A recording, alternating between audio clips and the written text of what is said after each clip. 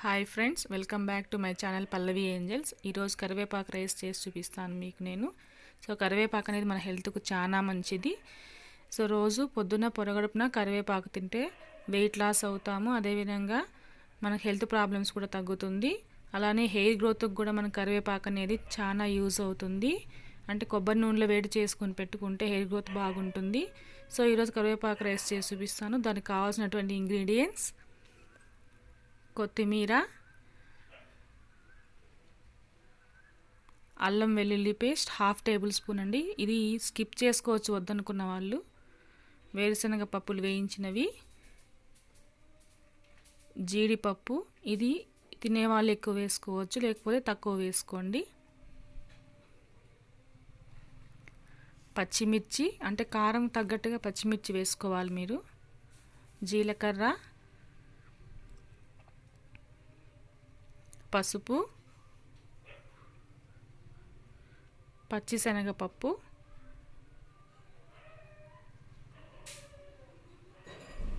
కరివేపాకు,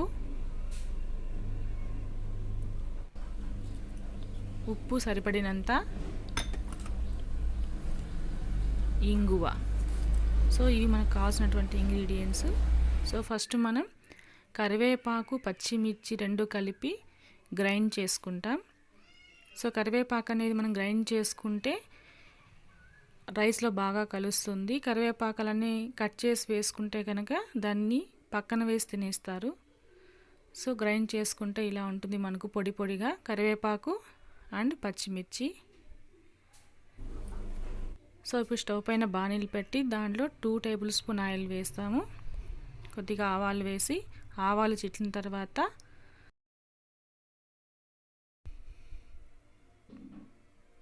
దీంట్లో నెయ్యి కూడా వేసుకోవచ్చండి. అంటే ఉత్త నెయ్యితో అన్న చేసుకొని తినచ్చు, లేదు అంటే ఆయిల్తో అన్న చేయొచ్చు, లేదు రెండు మిక్స్ చేసుకోవచ్చు. నేను ఎక్కువ నెయ్యి తినను కాబట్టి కొద్దిగా వేసుకున్నాను. పచ్చిశనగపప్పు వేసుకోవాలి. పచ్చిశనగపప్పు అనేది కొద్దిగా కలర్ చేంజ్ అయ్యేంత వరకు వేయించుకోవాలి.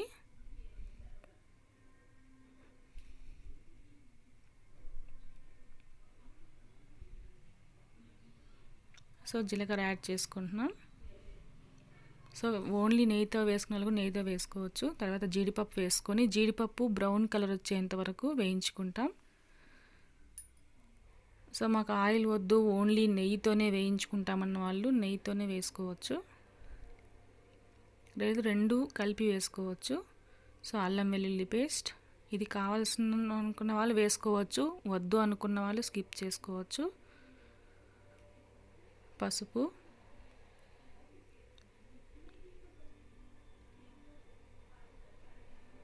రుచికి సరిపడినంత సాల్ట్ వేసుకోవాలి. తర్వాత మనం గ్రైండ్ చేసినటువంటి కరివేపాకు, మిర్చి పౌడర్ని వేసుకొని కరివేపాకు పచ్చివాసన పోయేంత వరకు వేయించుకోవాలండి. చూడండి, కరివేపాకు వేసిన తర్వాత కలర్ చేంజ్ అయ్యేంత వరకు వేయించుకుంటాము. కలర్ చేంజ్ అయింది. నా ఛానల్ ఇంకా సబ్స్క్రైబ్ చేసుకొని వాళ్ళు ఉంటే సబ్స్క్రైబ్ చేసుకోండి, లైక్ చేయండి, షేర్ చేయండి. వేరుశనగ పల్లీలు వేయించిన వేసుకుంటాము. ఇవి కూడా వద్దనుకున్న వాళ్ళు స్కిప్ చేసుకోవచ్చు. మనం చివరగా ఇంగువ వేసుకొని, కొత్తిమీర వేసుకొని స్టవ్ ఆఫ్ చేసుకునేస్తామండి.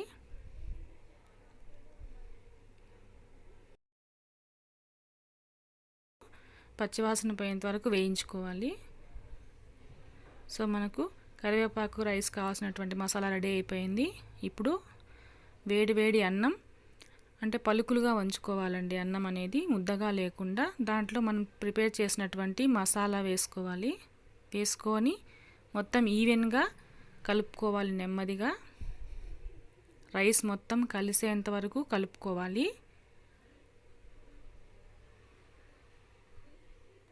మొత్తం కలిపేసుకున్నామండి. చూడండి, గ్రీన్గా ఎంత కలర్ఫుల్గా ఉందో చూడడానికి. మనకు వేడి వేడి కరివేపాకు రైస్ అనేది రెడీ అయిపోయిందండి.